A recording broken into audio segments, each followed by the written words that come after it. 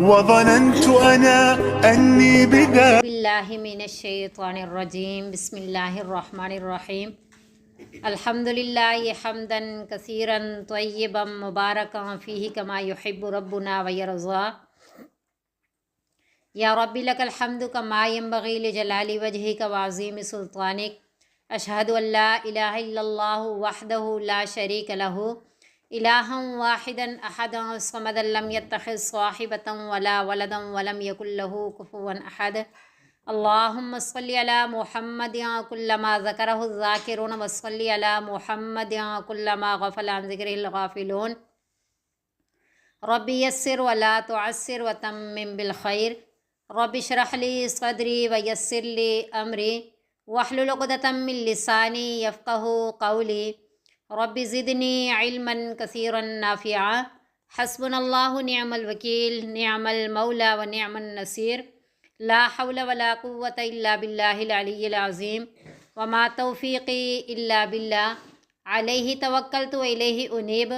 سبحانک لا علم لنا الا ما علمتنا انک انت العلیم الحکیم۔ آج ہم پڑھیں گے پارہ نمبر 2 ہے اور اس کا رکن نمبر 8 شروع ہو رہا ہے اور رکن نمبر 7 کی آخری آیت بھی ہے۔ جیسا کہ ہم سورہ بقرہ پڑھ رہے ہیں اور سورہ بقرہ کا آدھا جو ہے وہ منکرین جو ہیں ان سے متعلق تھا، اور لیس البر ان تولوا وجوہکم کے بعد کی جو سورہ بقرہ ہے آخر تک، اس میں زیادہ تر خطاب جو ہے وہ ایمان والوں کو ہوگا، اور اس میں آیت میں بھی ابواب البر بیان کیے گئے، یعنی ان کے کلیات بیان کیے گئے، اور آگے ہم ابواب البر پڑھ رہے ہیں جن میں ابواب البر کا مطلب ہے بر نیکی کو کہتے ہیں، تو یعنی احکامات بیان ہو رہے ہیں۔ پہلا حکم قصاص سے متعلق بیان ہوا، اور دوسرا وصیت سے متعلق بیان ہوا، تیسرا روزے سے متعلق، اور چوتھا اعتکاف سے متعلق، اور ابھی پانچواں جو ہے یہ مال سے متعلق جو ہے حکم بیان ہو رہا ہے۔ بسم اللہ الرحمن الرحیم وَلَا تَأْكُلُوا أَمْوَالَكُمْ بَيْنَكُمْ بِالْبَاطِلِ، اور نہ کھاؤ ایک دوسرے کے مال آپس میں باطل طریقے کے ساتھ۔ یہ گو کہ آیت کا ایک چھوٹا سا ٹکڑا ہے، لیکن اس میں ہر طرح کے باطل طریقے جو ہیں مال کے وہ گویا کہ سارے بیان کر دیے گئے ہیں۔ اس میں پہلی بات سمجھنے والی یہ ہے کہ مال ایک ایسی چیز ہے جو مدار زندگی ہے، ہر انسان کی ضرورت ہے، اور اس سے کسی کا بھی انکار نہیں ہے، سارے اس پہ متفق ہیں کہ چاہے وہ کسی سے مذہب سے تعلق رکھنے والے ہیں، جون سے قوم ملت سے تعلق رکھنے والے ہیں، کہ یہ مدار زندگی ہے، اس کی ضرورت ہر انسان کو ہے، اور یہ بھی اس پہ بھی سب متفق ہیں کہ اس کے کچھ جو ہے ذرائع کمانے کے وہ پسندیدہ ہیں اور کچھ ناپسندیدہ ہیں، جیسا چوری ڈکیتی، یہ ساری چیزیں ہر ایک جانتا ہے کہ اچھے کام نہیں ہیں، لیکن اس کا صحیح معیار جو ہے وہ کوئی بھی نہیں بنا سکتا، کیونکہ یہ جو ہے ساری انسانیت کا اس میں نفع یا نقصان ہے، تو اس کے لیے جو ہے یہ بات لازم ہے اور یہی اصل ہے کہ اس کا حکم جو ہے، اس کا جو معیار ہے، جو اصل قانون ہے، جو صحیح معیار ہے، جو جامع قانون ہے، وہ صرف اللہ رب العزت کی ذات ہی بیان کر سکتی ہے۔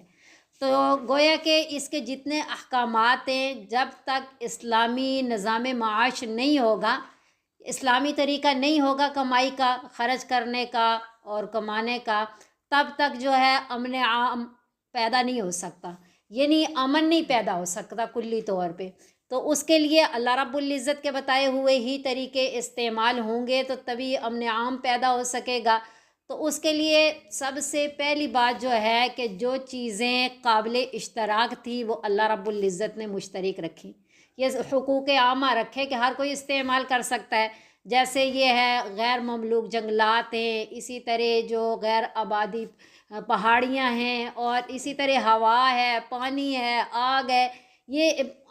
سب کے استعمال کی چیزیں ہیں۔ لیکن جہاں ایسا ہے شریعت کے اندر کہ قابل اشتراک چیزیں، ان کے ذریعے دوسروں کے حقوق میں نقصان پیدا ہو رہا ہے، وہاں اللہ رب العزت نے جو ہے وہ ملکیت رکھی ہے، انفرادی ملکیت۔ تو انفرادی ملکیت بھی دو طریقوں کی ہوتی ہے، ایک تو ابتدائی ملکیت ہے، انسان نے خود کچھ کمایا اور اس کا مالک بنا، اور ایک جو ہوتی ہے انتقال والی ملکیت۔ انتقال والی ملکیت یہ ہوتی ہے کہ جیسے کوئی کسی کی وراثت کا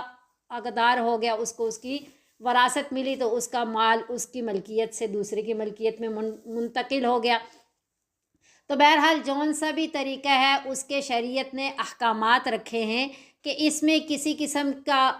کسی کا مال جو ہے بغیر اجازت غصب کر لینا یا کسی کو کسی طریقے کے ساتھ نقصان پہنچانا، یہ سارے طریقے شریعت نے ممنوع رکھے ہیں۔ اور اس میں باہم اگر تجارت ہے تو اس میں بھی ایک دوسرے کی رضامندی شریعت نے ضروری رکھی کہ رضامندی ہونی چاہیے۔ اب رضامندی بھی بعض جگہوں پہ رضامندی ہونے کے باوجود بھی وہ کام منع ہوتا ہے، جیسا سود ہے، بے شک دونوں طرف رضامندی بھی ہو، لیکن اس سے جو ہے قوم و ملت کا نقصان ہو رہا ہوتا ہے، چند افراد پل رہے ہوتے ہیں اور باقی کا نقصان ہو رہا ہوتا ہے، تو اس میں رضا ہونے کے باوجود بھی یہ منع ہے۔ بہرحال بہت سارے احکامات ہیں اس میں باطل طریقوں کو منع کیا گیا، چاہے وہ خرید و فروخت ہے، چاہے وہ کسی قسم کی بیع ہے، کچھ بھی ہے، سود ہے، یہ سارے جو احکامات ہیں اس کے متعلق، مال سے متعلق، یہ اس کا وَلَا تَأْكُلُوا أَمْوَالَكُمْ بَيْنَكُمْ بِالْبَاطِلِ میں آ جاتے ہیں۔ اب اس میں سب سے اہم سمجھنے والی بات ہے کہ اللہ رب العزت نے قرآن شریف میں جو ہے یا ایھا الرسول کلوا من الطیبات واعملوا صالحا کے ذریعے یہ بات واضح فرما دی کہ جب انبیاء کو یہ حکم دیا گیا کہ پہلے حلال روزی استعمال کریں پھر اعمال صالحہ کریں، تو انبیاء کے ذریعے سب کو یہی حکم دیا گیا، جب تک مال حلال نہیں ہوگا تب تک اعمال درست نہیں ہو سکتے۔ تو یہ مال کا اثر یہ ہوتا ہے کہ اگر ہم حلال روزی استعمال کرتے ہیں تو اس سے اعمال صالحہ کی رغبت پیدا ہوتی ہے، اخلاق حمیدہ پیدا ہوتے ہیں۔ لیکن اگر حرام روزی ہم استعمال کر رہے ہیں، حرام طریقے سے کما رہے ہیں، حرام طریقے سے خرچ کر رہے ہیں، تو اس کا اثر یہ ہوتا ہے کہ اخلاق رذیلہ پیدا ہوتے ہیں اور اعمال صالحہ کی طرف رغبت نہیں ہوتی۔ جب ہم دیکھتے ہیں اپنے اندر کہ ہمیں اعمال صالحہ کی طرف رغبت نہیں ہے، تو اس کی ایک وجہ یہ بھی ہوتی ہے کہ ہمارے مال جو ہے وہ مشکوک ہوتے ہیں، تو اس لیے اعمال صالحہ کی توفیق نہیں ہو رہی ہوتی اور اخلاق رذیلہ پیدا ہو رہے ہوتے ہیں۔ تو بہت ساری نبی صلی اللہ علیہ وسلم کی اس بارے میں احادیث بھی ہیں۔ ایک حدیث ہے، آپ صلی اللہ علیہ وسلم نے فرمایا کہ حلال مال کھاؤ اور سنت کے موافق اعمال کریں، جو لوگ حلال مال استعمال کریں اور سنت کے موافق اعمال کریں اور پڑوسی یہ لوگ ان کی اعضاء سے محفوظ ہیں تو وہ لوگ جنت میں جائیں گے۔ تو صحابہ کرام رضوان اللہ علیہم اجمعین نے فرمایا کہ اے نبی صلی اللہ علیہ وسلم، ایسے تو بہت سے لوگ کرتے ہیں۔ تو نبی صلی اللہ علیہ وسلم نے فرمایا کہ قیامت تک یعنی ایسے لوگ موجود ہوں گے جو ان احکامات پہ عمل کر رہے ہوں گے، یعنی ہمیشہ یہ ایسے لوگ دنیا میں ضرور موجود ہوں گے ہر زمانے میں، کہ جو حلال روزی کھا رہے ہوں گے، جو سنت کے موافق اعمال کر رہے ہوں گے، اور جن سے لوگ ان کی اعضاؤں سے محفوظ ہوں گے۔ پھر ایک حدیث ہے کہ حضرت عبداللہ بن عمر رضی اللہ تعالیٰ عنہ کو نبی صلی اللہ علیہ وسلم نے فرمایا کہ اگر تمہارے میں 4 خصلتیں ہیں تو پھر تم دنیا میں کچھ بھی حاصل نہ کرو نا، تو یہی 4 خصلتیں تمہارے لیے کافی ہیں۔ ان میں سے پہلی نبی صلی اللہ علیہ وسلم نے بیان فرمائی کہ امانت کی حفاظت کرنا، یعنی امانت میں خیانت نہ کرنا، اور دوسری چیز نبی صلی اللہ علیہ وسلم نے بیان فرمائی کہ سچ بولنا، اور تیسری حسن اخلاق ہے کہ اچھے اخلاق اپناؤ، اور چوتھی حلال روزی ہے کہ اگر یہ 4 چیزیں، 4 عادات تمہارے میں آ گئیں تو پھر کچھ بھی آپ کو حاصل نہ ہوا، تو یہی 4 عادات تمہارے لیے کافی ہیں۔ ایک امانت کی حفاظت کرنا، ایک سچ بولنا، ایک اچھے اخلاق اپنانا، اور ایک حلال روزی استعمال کرنا، حلال روزی۔ پھر ایک نبی صلی اللہ علیہ وسلم کی مبارک حدیث ہے کہ سعد بن ابی وقاص رضی اللہ تعالیٰ عنہ نے نبی صلی اللہ علیہ وسلم سے کہا کہ اے نبی صلی اللہ علیہ وسلم، آپ میرے لیے دعا کیجئے کہ میں مستجاب الدعوات بن جاؤں، کہ میں جو بھی دعا کروں اللہ رب العزت میری دعا کو قبول فرمائے۔ تو نبی صلی اللہ علیہ وسلم نے فرمایا کہ حلال کھانا کھاؤ، حلال اور پاکیزہ کھانا کھاؤ، اللہ رب العزت تمہیں مستجاب الدعوات بنا دے گا۔ کہ یعنی اس سے پتہ چلا کہ جو حلال روزی استعمال کرتے ہیں اللہ رب العزت ان کی دعاؤں کو قبول فرماتے ہیں۔ بہرحال نبی صلی اللہ علیہ وسلم کی ایک اور حدیث بھی ہے کہ ایک بندہ مشقت بری، یعنی مفہوم یہ ہے کہ عبادات کرتا ہے اور پھر اللہ رب العزت کی سے دعائیں مانگنے کے لیے ہاتھ اٹھاتا ہے کہ یا ربی کے الفاظ کے اے اللہ میری دعاؤں کو قبول فرما لیجئے، تو کیسے اس کی دعائیں قبول ہوں کہ اس کا کھانا بھی حرام ہے، پینا بھی حرام ہے، پہننا بھی حرام ہے۔ تو سعد بن ابی وقاص رضی اللہ تعالیٰ عنہ کو نبی صلی اللہ علیہ وسلم نے فرمایا کہ تم حلال روزی استعمال کرو، مستجاب الدعوات بن جاؤ گے۔ پھر اسی حدیث میں نبی صلی اللہ علیہ وسلم نے فرمایا کہ جو حرام لقمہ استعمال کرتا ہے 40 دن تک اس کا کوئی عمل قبول نہیں ہوتا، اور جو گوشت حرام روزی سے پلے اس کے لیے جہنمی کافی ہے۔ پھر ایک حدیث ہے نبی صلی اللہ علیہ وسلم کی، حضرت عبداللہ بن مسعود رضی اللہ تعالیٰ عنہ بیان فرماتے ہیں کہ نبی صلی اللہ علیہ وسلم نے فرمایا، جس کا مفہوم یہ ہے کہ قسم ہے اس ذات کی جس کے قبضہ میں میری جان ہے، کہ ایک بندہ،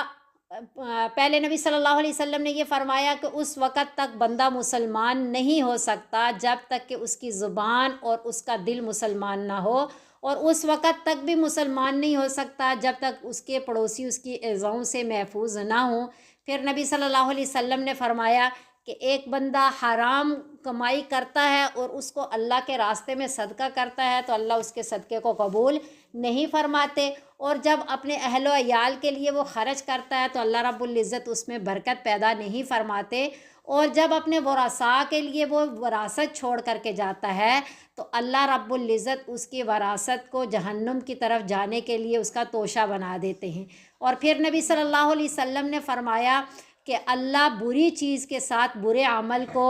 نہیں دھوتے بلکہ اچھی چیز کے ساتھ برے عمل کو دھوتے ہیں، جیسے اللہ رب العزت نے بھی فرمایا کہ ان الحسناتی یذہبن السیئات، بے شک اچھائیاں جو ہے نیکیاں برائیوں کو ختم فرما دیتی ہیں۔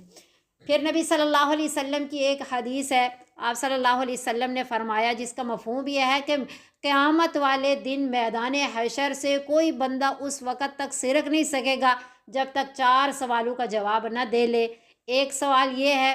کہ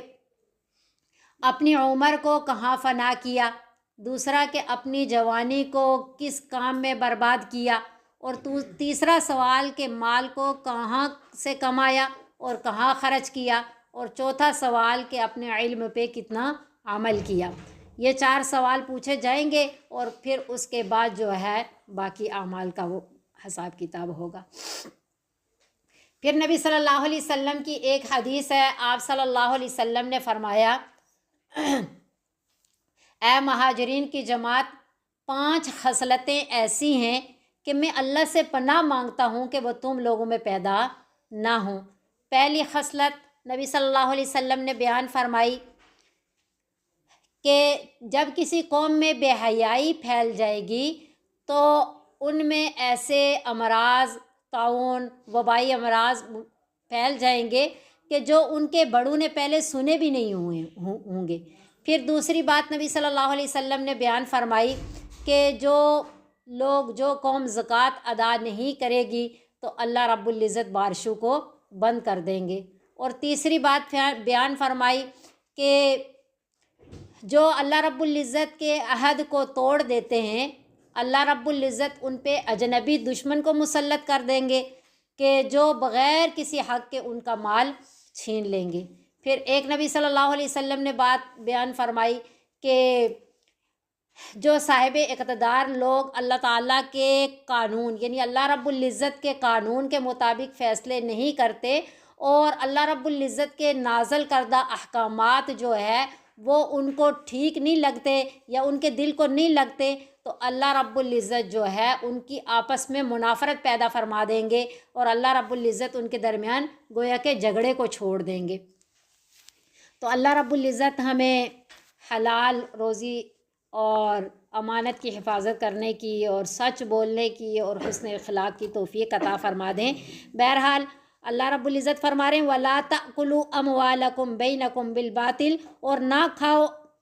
ایک دوسرے کا مال یعنی آپس میں باطل طریقے کے ساتھ۔ تو یہاں اپنے مال بھی کہا گیا، بعض ترجمہ یہ فرماتے ہیں کہ وَلَا تَأْكُلُوا أَمْوَالَكُمْ، نہ کھاؤ اپنے مالوں کو باطل طریقے کے ساتھ۔ تو اپنے مال انہیں کیوں کہا گیا؟ ایک تو اس وجہ سے کہا گیا کہ جس طرح اپنا مال ضائع ہو رہا ہو تو تکلیف ہوتی ہے، بالکل اسی طرح انسان کو یہ سوچنا چاہیے کہ دوسرے کا مال اگر کسی ناجائز طریقے سے ہم ہڑپ کر لیں گے یا اس کو کوئی نقصان دیں گے تو اس کو بھی اسی طرح تکلیف ہوگی۔ تو اپنی تکلیف کو سامنے رکھتے ہوئے دوسرے کو بھی تکلیف نہ دے۔ یہ نبی صلی اللہ علیہ وسلم کی مبارک حدیث ہے کہ لا یؤمن احدکم حتی یحب لأخیہ ما یحب لنفسہ، بندہ کامل مومن اس وقت تک نہیں ہو سکتا کہ جو بات اپنے لیے پسند کرتا ہے وہی اپنے مومن بھائی کے لیے بھی پسند نہ کرے۔ تو ہم اپنے لیے اگر نقصان برا سمجھتے ہیں تو دوسرے کو بھی نقصان پھر نہ دیں۔ اور دوسرا اس کا مفہوم یہ بھی مفسرین حضرات بیان فرماتے ہیں کہ دیکھیں دوسرے کو نقصان دینا، کسی قسم کا دھوکہ دینا، گویا کہ اپنے آپ کو دھوکہ دینا ہے۔ وہ کس طرح؟ وہ بیان فرماتے ہیں کہ جیسے ایک بندے نے فرض کرے وہ دودھ بیچ رہا ہے اور دودھ میں پانی ڈال کر کے دوسرے کو دیا، تو اس نے تو پانی ڈال کر کے دوسرے کو دے کر کے کچھ رقم زیادہ لے لی۔ اب دوسری جگہ سے جب کوئی چیز خریدے گا کوئی بھی تو وہاں اس حساب سے ملاوٹ ہوگی، تو اس جہاں سے چیز خرید رہا ہے اس نے وہ والے گویا کے پیسے اس کی جیب سے نکلوا لیے، اس کے اگلے نے نکلوا لیے۔ تو جہاں ایک بندہ ملاوٹ کرتا ہے، ایک بندہ دوسرے کو دھوکہ دے رہا ہوتا ہے تو دوسرے کے ذریعے اس کو بھی مل رہا ہوتا ہے، تو یہ گویا کہ ہر ایک دوسرے کی جیب سے وہ والی رقم نکال رہا ہوتا ہے، لیکن یہ ہے کہ ہم سمجھ رہے ہوتے ہیں کہ ہم جو ہے اس کے ذریعے زیادہ کمائی کر رہے ہیں۔ تو اس لحاظ سے بھی ہے کہ وَلَا تَأْكُلُوا أَمْوَالَكُمْ بَيْنَكُمْ بِالْبَاطِلِ۔ پھر ہے نا وَتُدْلُوا بِهَا إِلَى الْحُكَّامِ، اور نہ لے کے جاؤ اس کو إِلَى الْحُكَّامِ، حکام کی طرف، کہ حاکموں کی طرف ایسے مقدمات نہ لے کر کے جاؤ، لِتَأْكُلُوا، اس غرض سے کہ تاکہ کھا لے فریقاً ایک جماعت، من اموال الناس، لوگوں کے کچھ مال، بالاسم، گناہ کے طریقے کے ساتھ، وَأَنْتُمْ تَعْلَمُونَ، اور تم جان بھی رہے ہو، یعنی تمہیں معلوم بھی ہے کہ ظلم و زیادتی کر کے دوسرے کا نقصان کر رہے ہو، پھر بھی ایسے مقدمات جو ہے حکام کی طرف لے کر کے جاتے ہو اور دوسروں کو نقصان پہنچاتے ہو۔ اللہ رب العزت نے اس آیت میں یہ منع فرما دیا، اور اس کا شان نزول بھی ہے کہ دو صحابی نبی صلی اللہ علیہ وسلم کے پاس آئے اور ایک مقدمہ لے کر کے آئے زمین کا، اور مدعی جو ہے اس کے پاس گواہ نہیں تھا، کیونکہ ایک شرعی ضابطہ یہ ہوتا ہے کہ مدعی جو دعویٰ کرنے والا ہے وہ گواہ پیش کرتا ہے، اگر اس کے پاس گواہ نہیں ہے تو مدعا علیہ جو ہوتا ہے جس کے بارے میں دعویٰ کیا گیا ہے وہ قسم اٹھاتا ہے۔ تو ایک صحابی جو تھے جنہوں نے دعویٰ کیا ان کے پاس گواہ نہیں تھا، تو دوسرے جو تھے ان کو نبی صلی اللہ علیہ وسلم نے قسم اٹھانے کو کہا، تو وہ قسم اٹھانے لگے، تو ان کے سامنے نبی صلی اللہ علیہ وسلم نے یہ آیت پڑھی کہ ان الذین یشترون بعہد اللہ وبایمانہم ثمنا قلیلا، کہ تھوڑی چیز کے بدلے جو ہے قسمیں کھا لیتے ہیں جھوٹی، تو وہ پھر انہوں نے قسم نہیں اٹھائی، اور نبی صلی اللہ علیہ وسلم نے دوسرے صحابی تھے ان کے حق میں پھر فیصلہ کر دیا۔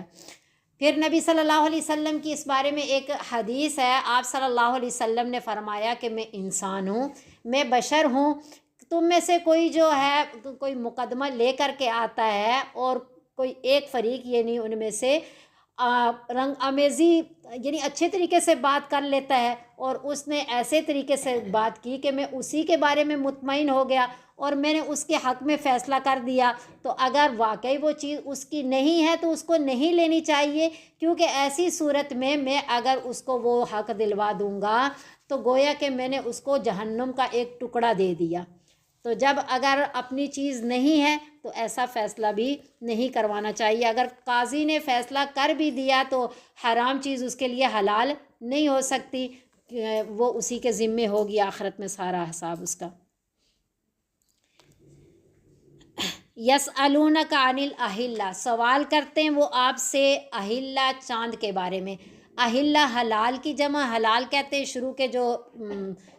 چاند کے شروع والا جو باریک چاند ہوتا ہے نا اس کو حلال کہتے ہیں، حلال احمر جیسے۔ تو سوال کرتے ہیں آپ سے چاند کے بارے میں۔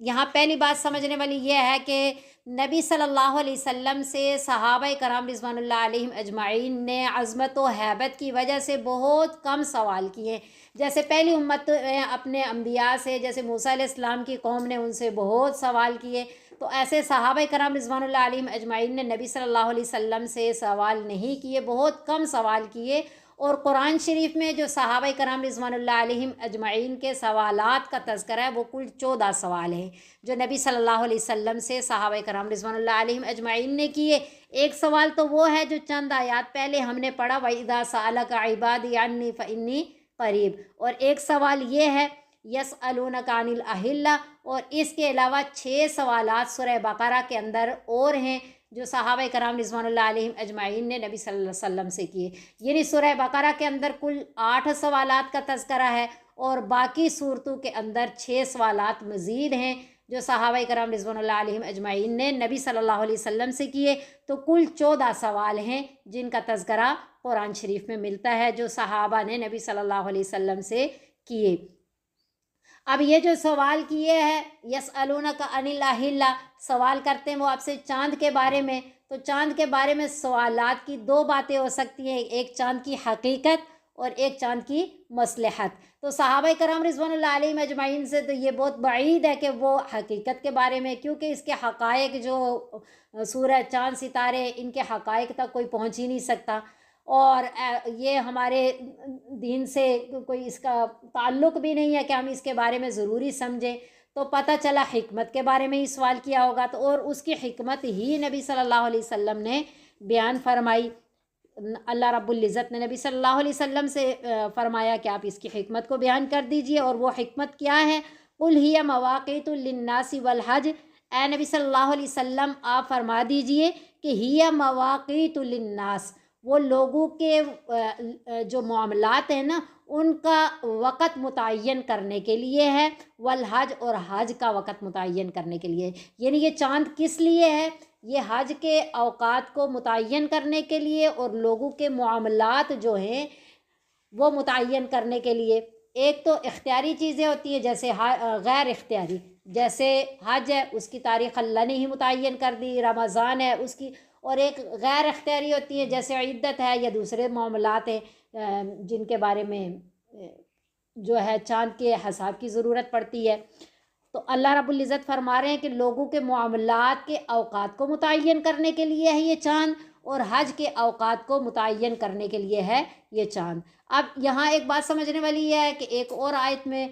اللہ رب العزت نے چاند کے حساب کا تذکرہ فرمایا، اور ایک آیت فَمَحَوْنَا آیَةَ اللَّيْلِ وَجَعَلْنَا آیَةَ النَّهَارِ مُبْصِرَةً لِتَبْتَغُوا فَضْلًا مِّن رَّبِّكُمْ وَلِتَعْلَمُوا عَدَدَ السِّنِينَ والحساب۔ اس آیت میں اللہ رب العزت نے حساب کے لیے چاند کا بھی تذکرہ کیا اور سورج کا بھی تذکرہ کیا۔ تو اس آیت سے تو پتہ چلتا ہے کہ سورج بھی حساب کا ایک ذریعہ ہے، اس کے ذریعے بھی حساب کتاب کا پتہ چلتا ہے، لیکن اصل شرعی حساب سے کیا ہے؟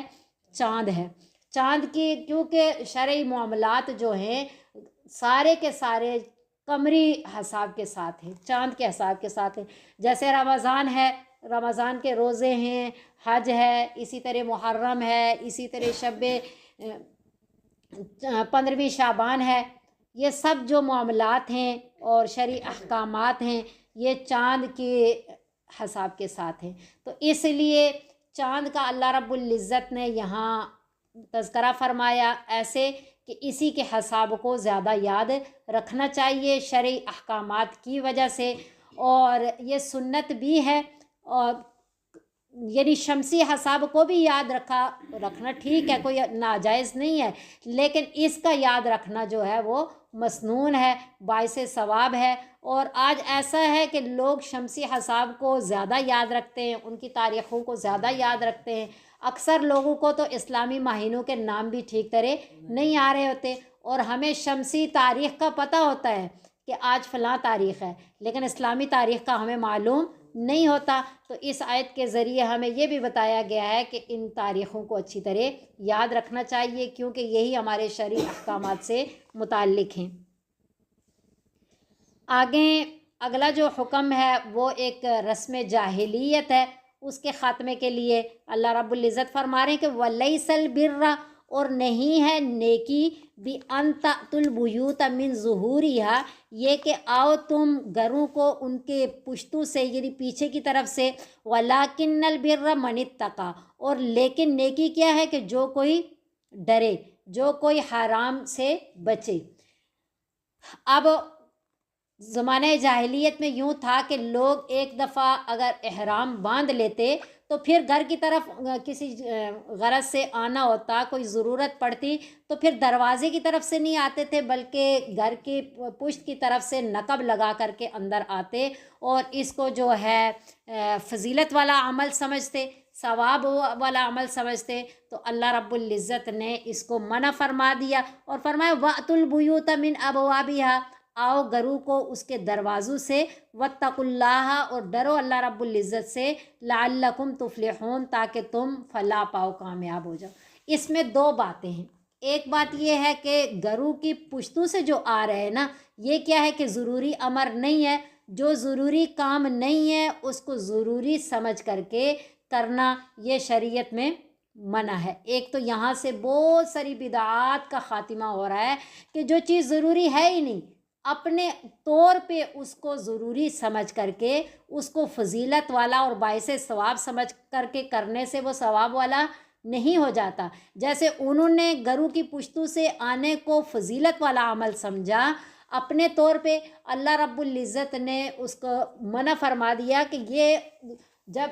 فضیلت والا عمل کون سا ہوگا جو اللہ اور اللہ کے رسول صلی اللہ علیہ وسلم نے بتایا اور شریعت سے آپ کو معلوم ہے، آپ کے اپنے کہنے یا اپنے کرنے سے کوئی عمل فضیلت والا نہیں ہوتا۔ اور دوسری بات کیا ہے کہ دروازوں سے جانا جائز ہے، گھر کے دروازوں سے، لیکن انہوں نے اس کو ناجائز سمجھا۔ تو یہاں دو چیزیں ہیں، ایک جائز چیز کو اپنے ہی خیالات کے مطابق ناجائز سمجھ لینا، اس کا بھی اللہ اس آیت میں خاتمہ فرما رہے ہیں، اور ایک جو غیر ضروری چیز ہے اس کو ضروری سمجھ کے کر لینا۔ یہ دو چیزیں، انہی دو چیزوں کے ذریعے کیا ہو جاتا ہے افراط و تفریط، کیونکہ صراط مستقیم کسے کہتے ہیں؟ سیدھی راہ کو کہتے ہیں۔ تو غیر ضروری چیزیں جو جن کو شریعت کا حصہ بنا لینا، اب یہاں پشتوں سے آنے کو کوئی شرعی حکم نہیں ہے، لیکن انہوں نے اس کو شریعت کا ایک حصہ بنا لیا کہ یہ بھی فضیلت والا عمل ہے، اور ایک جائز کام کہ دروازوں سے آپ جا سکتے ہو، تو اپنے ہی خیالات کے مطابق اس کو ناجائز یعنی حلال چیز کو حرام اور حرام کو حلال کر لینا۔ تو یہاں بہت ساری اس آیت کے ذریعے بدعات کا خاتمہ ہو رہا ہے کہ اصل چیز کیا ہے؟ اصل چیز ہے حرام چیزوں کو چھوڑنا۔ اب یہ کوئی حرام چیز نہیں ہے کہ آپ اس کی دروازوں کی طرف سے نہ آؤ۔